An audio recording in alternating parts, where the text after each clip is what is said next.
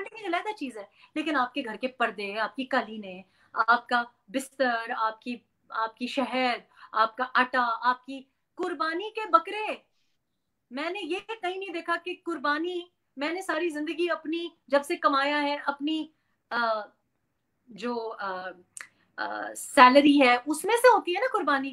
जी अब बिल्कुल। अब ये मुझे नहीं समझ आ रही कि ये किस किस्म की कुर्बानी है कि जो आपकी तो तनख्वाह तो आपकी है नहीं। सो ये क्वेश्चन नहीं करना चाहिए कि आप कह रहे हैं। पिछले दिनों मुझे इसाक डार साहब का एग्जांपल सॉरी, देते कि कुर्बानी के बकरे भी भीख मांग के लिया जाते थे, क्या था ये थोड़ा सा?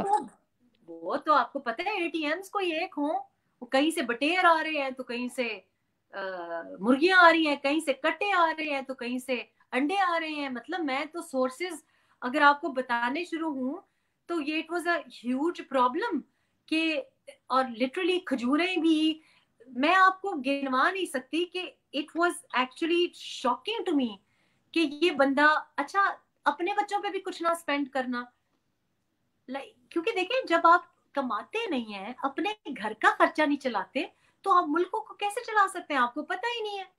हमारे हजारा में एक मिसाल है कि कितने भी आधा 100 है, वो आपको तब माँ हम्म। बाप कहते हैं कि जब खुद कमाने शुरू होगे ना तो तुम्हें पता चलेगा। तो हम्म। जिस बंदे ने पेट्रोल खुद ना डाला उसको क्या कि 100 रुपए का पेट्रोल है, जिसने आटे की बोरी खुद ना खरीदी हो, जिसने स्कूल की फीस ना भरी हो, जिसको पता ही नहीं है कि डॉलर 166 का हो गया, ये कह रहे शुक्र करें 300 का नहीं हो गया। ओ भाई तुमने कभी खरीदा है खुद?